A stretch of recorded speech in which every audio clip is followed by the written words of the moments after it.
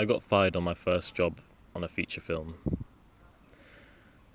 A few months ago, I applied for this camera assistant role on a website called Backstage, and I was just looking through trying to find jobs. So I came across this, and I thought it was pretty good because it was a feature film. It was a historical drama called Evie, and I was like, oh, well, I'd love to be part of a feature film because I've never been part of a feature film. So I applied. So I got the interview for the role, and the director, he said that his director of photography couldn't do the role or was not really being responding to his messages. So I was eventually promoted to the director of photography, and I was like really happy about that.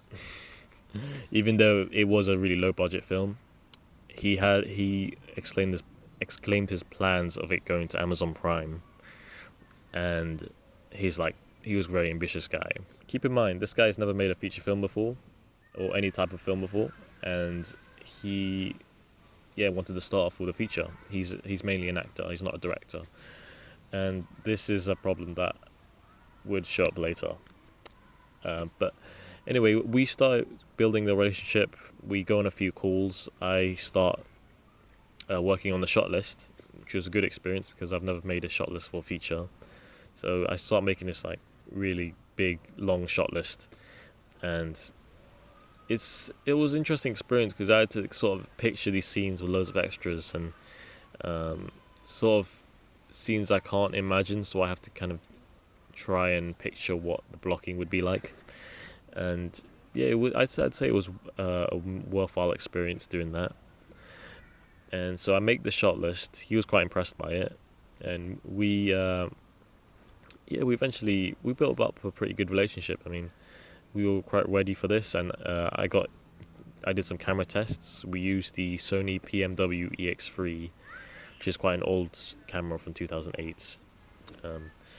I've never used this camera before, but I'm getting used to this. I mean, it's a camera that doesn't shoot in 4K, but I mean, I was thinking, if I can shoot something great on this, then imagine what I can do with a brand new camera or high end camera. So things were looking pretty good at the start, and then when we got to the set on the first day, which is somewhere in July, halfway through July, we got into this set. There's a plane. Yeah. And so we got into the set, and the schedule was something I had an issue with. And I had an issue with it from just seeing how tight it was, because it was about 5 scenes in one day. And I brought this up to him before, and he's always said to me at least, prioritize the quality, and what we can't get, we'll get some other time. So, I mean, obviously, as a filmmaker myself, I know that 5 scenes in one day, especially 5 ambitious scenes, is something that isn't what you want to see on a schedule, because to get quality, you have to sacrifice on how much you're getting. So, getting on set, there was loads of extras, by the way, and we got the first scene. It was pretty decent. I mean, it was a bit stressful because the weather was a bit rainy, but we got the first scene fine.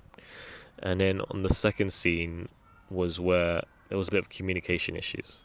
Because he's never directed before, he wasn't sure how to tell the actors where the blocking is and understand that I need to see that before I put the camera anywhere.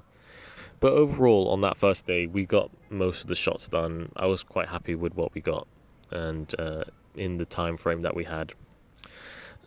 And the second day is when the issues really started coming, and this was where we had another day with like about 4 or 5 scenes. And as a cinematographer, I'm quite a perfectionist, so I take a long time to do all my shots. Whenever I want to improve the lighting a little bit, I try and improve it as much as I can, and I take my time. Obviously, I want to work out. I don't want to work too slowly, but I take my time with it to make it good. It seems like he didn't like this, but he didn't really explain it to me in person. I could just see he's frustrated by the rate I was working at. And on the second day, a huge problem was it happened after lunch, and I opened the camera. I was set up for a nice wide shot of the location we were at. It was a beautiful location. I could put some pictures up, and yeah, I set up for this wide shot, and when I checked the camera, it said that there were absolutely no settings were on there. It was completely blank, just a screen there in the camera, and I could see the shot, but I couldn't see any like information about where the battery is or the histogram or anything attached to it. It was just a blank screen, and this never happened to me before. And so that's when I look into the settings, and I actually, before I looked into the settings, I turned the camera on and off, and it just wouldn't go away, and the issue was still there.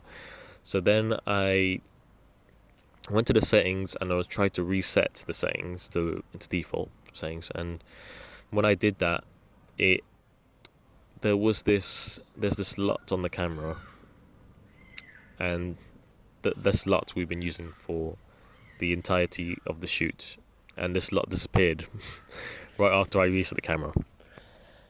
So looking at this, it was called a BBC Film LUT, and he apparently paid for it with the camera, so it was very expensive, and it just wiped out. I had no idea how it happened. I still don't know why that happened, but because resetting the settings should only reset the actual like default way the camera was set up, but yeah, it's wiped out the LUT. You can't get it back. It's just gone. So he's behind me, and I'm hesitating because I don't want to tell him really, because I've already messed up in the past. Another thing I forgot to say was in the first day, in day one, I accidentally left a smudge on one of the shots, so I smudged the camera. Either me or the AC, we smudged the camera, and I somehow didn't notice it, and probably because of like the rainy weather. But I'm not trying to put the blame on anything else. That was completely my fault. So I've made this big mistake about putting a smudge on the lens or leaving a smudge on the lens for one of the shots. So I think that was one of the issues that he had, clearly, and he should have. It's something I'm gonna learn from now on. Never leave a smudge on the lens again. But that, and then when this happened with the LUTs on the camera, I was like, he's not gonna trust me again. So yeah, I told him. He didn't seem too upset about it at the moment, because I think he was just wanted to get the shots done. And then, so we were trying to figure this out for like 40 minutes, and we wasted quite a lot of time on it. He was clearly upset by it, but he didn't really communicate how upset he was. I don't know, he seemed really like he's holding back some emotions, and he's trying to keep it cool in front of everyone. So yeah, we move on to the next scene like usual. I'm just trying to think, there's nothing we can do about it, let's just move on. It's just an unfortunate thing that happened. But obviously after this happens, we get the shots, we get the whole scenes, we get the scenes afterwards, we shoot those. We don't shoot everything, because I think we had one scene left that we couldn't do. And this night, I get back into my sort of hotel house. It's a house that we're staying in, pretty much. And I get a message from the director, a voice message. So as I was saying, I got this voice message on my phone, and this was quite late at night before I went to bed. And it was saying that he basically said he thinks I'm a good cameraman, but he wasn't happy with the product, and he didn't like the rate I'm working at, and not the whole thing about the LUT being gotten rid of. And he basically said like I wasn't part of the project anymore, and that I'd be going home the next day. So hearing this, I was just really shocked by it, because I didn't feel that frustration as I was there. Obviously, at the end of the day, I can see he was annoyed, but I didn't see. I guess I didn't see that he was that upset about the way I was working. Um, Partly because I feel like we didn't communicate as good as we should have. Um,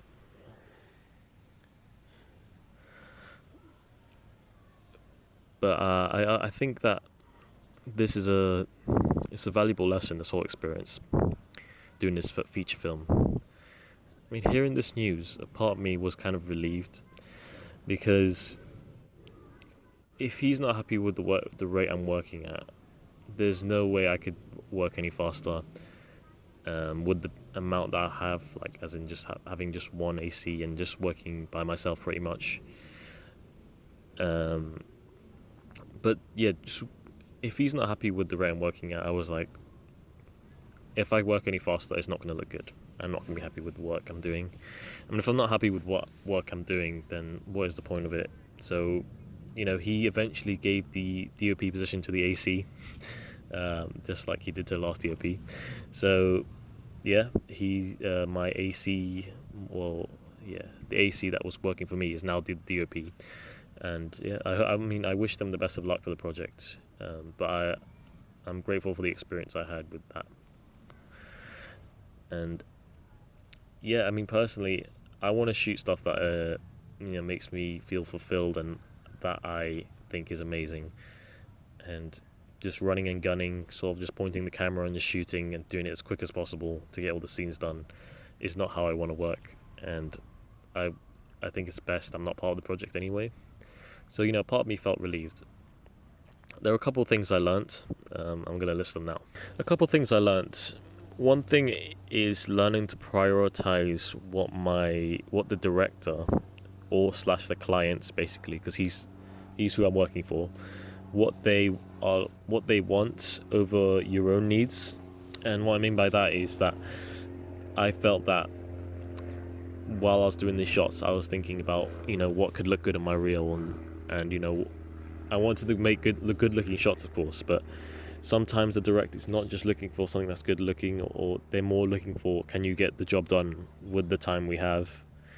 And I feel that I should have been more I should have communicated more what he's actually looking for, and because I want to try and get him there and try and help him rather than work against him and try and, of course, work in a different way than he works. So basically, don't do the job for yourself. Do it for the director. You're helping them reach their goal. It's not like your own personal project. So that's one thing I've learned. Another thing is being more comfortable with saying no to jobs, as in, not that I regret doing this at all, but I'm happy that I'm not continuing to shoot the feature film. Because the goal this job doesn't align with what I want to do. So yeah, just being confident and saying no, it's not for me. I want to do something. I want to do this type of project only, or this is not something that I'm gonna get any benefits from. I'm not gonna grow from doing this. So yeah, you don't need to take any job that's available. My final piece of advice would probably be to learn the camera inside and out before you step on set. Make sure that everything is like technically correct when you're creating these images. Obviously, I made the big mistake of having the smudge on the camera, and that is a very costly mistake to make, especially on this feature. But I'm glad I made it now. As I'm not say evil as that says, but I'm glad I did that issue then and not on like a paid project, because this was unpaid. And yeah, so I'd say be technically proficient as well as being a creative. Make sure that you know it, every setting and all the ins and outs, and the little things that you need to know about the camera. So it's just like on set, there's no messing about, there's no looking through the settings. It's just, oh, I know exactly what that is, and then doing that. But yeah, that's my story of basically how I got my first feature film job and how I lost it. I hope you enjoyed the story, and yeah, I hope something was valuable and you learned something.